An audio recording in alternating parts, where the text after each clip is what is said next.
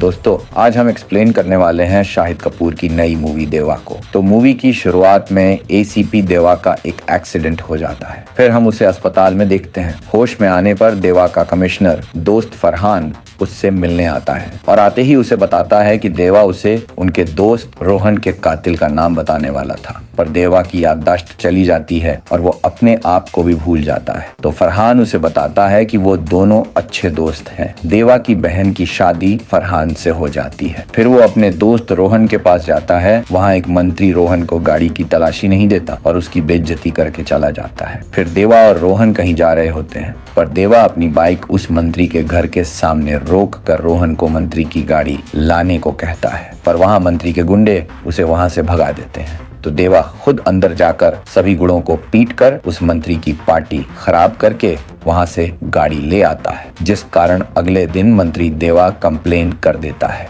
देवा के बारे में एक आर्टिकल भी छपता है जिसमें उसे बहुत बुरा बताया जाता है। तो देवा उनके ऑफिस में जाकर वहां के अफसर को धमकाता है, पर वहां उनके कांस्टेबल की बेटी दिया उसे रोकती है और उसे कहती है कि वो आर्टिकल उसने लिखा है। वहां से देवा बात करके चला जाता है और रास्ते में उसे दिया के बाप का फोन आता है। वो बताते हैं कि उन्होंने प्रभात यादव, जो कि वहाँ का सबसे बड़ा माफिया है, उसके आदमियों को घेर लिया है। देवा वहां पहुंच जाता है और उन सभी को लीड करता है, पर वहां गुंडे बम फोड़ देते हैं जिसमें कि कुछ पुलिस वाले जख्मी हो जाते हैं। जख्मी पुलिस वालों में दिया के पिता भी होते हैं। देवा वहां जाकर दिया से बात करता है। उसके बाद देवा और रोहन फिर से उन गुंडों को ढूंढ लेते हैं, पर जब वो उन्हें पकड़ने जाते हैं तो वहाँ का पूरा मोहल्ला उन पर हमला कर देता है। देवा वहाँ सभी को पीटने लग जाता है। वो वहाँ प्रभात को भी मार देता है और सारा क्रेडिट रोहन को दे देता है। फिर रोहन के घर एक पार्टी में देवा और दिया फिर से मिलते हैं। वहां पर रोहन मंगनी कर लेता है। फिर एक दिन जब रोहन को पुरस्कार मिलने वाला होता है तो वहां पर उसे गोली लग जाती है।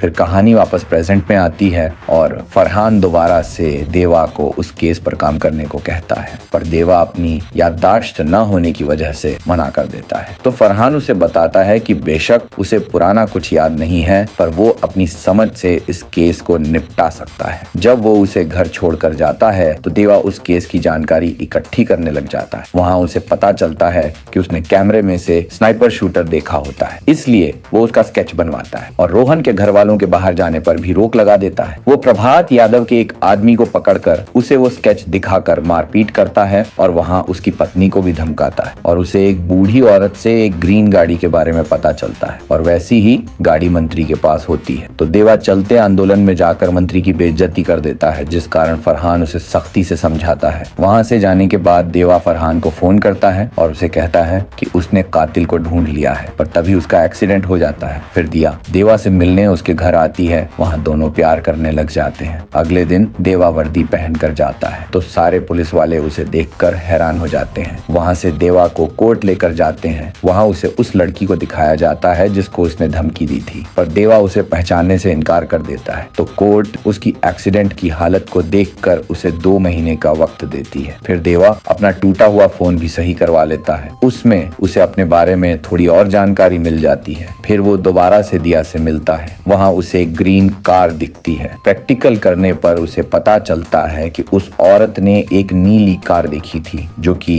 लाइट में ग्रीन दिखती है। उसके बाद देवा प्रभात यादव के एक और आदमी को पकड़ने जाता है, पर वो उनसे भागने की कोशिश करता है तो उसे गोली लग जाती है। उसके बाद रोहन की बरसी पर उसे पता चलता है कि वो एक्सीडेंट से पहले रोहन की मंगेतर से मिला था और उनके बीच कुछ बातें हुई थी। वहां से जाने के बाद फिर से देवा रोहन की मंगेतर से मिलता है। उससे वो एक वीडियो लेता है जिसमें हमें पता चलता है कि रोहन वहां सच बोलकर देवा को पुरस्कार दिलवाने वाला था। जब देवा वो वीडियो फरहान को दिखाता है तो उन दोनों को कुछ समझ नहीं आता। फिर देवा एक और शूटर को बुलाता है जो उन्हें बताता है कि गोली कहीं और से चली है और रिमोट कंट्रोल गन का इस्तेमाल किया गया है। फिर देवा दोबारा कैमरे से उसी बिल्डिंग को देखता है जहां से उसने शूटर को भागते हुए देखा था, पर कैमरे इस बार उसे कुछ नहीं दिखता। फिर बड़े अफसरों को पता चल जाता है कि उसकी याददाश्त जा चुकी है, तो वो रोहन के केस को 48 घंटों में किसी और अफसर को देने की बात करते हैं। तो देवा दोबारा प्रभात के उस आदमी के पास जाता है जिसे गोली लगी थी। उससे पूछताछ करने पर वो देवा को एक बुल नाम के ऑफिसर के बारे में बताता है जो कि प्रभात को पहले ही पुलिस की सारी जानकारी दे देता है। देवा डॉक्टर से उसका फोन ले जाता है और इन्वेस्टिगेशन करता है। फिर देवा फरहान को केस सॉल्व करते हुए बताता है कि देवा ही प्रभात के लिए काम करता था और इस बात का रोहन को पता चल जाता है, पर कांस्टेबल्स के जख्मी होने के कारण देवा ने उसके लिए काम करना छोड़ दिया था। पर रोहन पुरस्कार वाले दिन उसे सबके सामने एक्सपोज करने की धमकी दे देता है, जिस कारण वही उसे मार देता है। और एक्सीडेंट से पहले जो वीडियो उसे रोहन की मंगेतर ने दिखाई थी,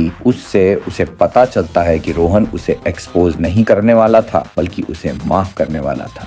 इसलिए वो फरहान को फोन लगाकर सारा सच बता देता है, पर फरहान उसकी याददाश्त वापस लाने के लिए वापस उससे उसी केस को सॉल्व करवाता है। फिर हम देखते हैं जेल में कैदी पुलिस पर हमला कर देते हैं, तो देवा वहां पर भी पुलिस की मदद करता है और मूवी खत्म हो जाती है।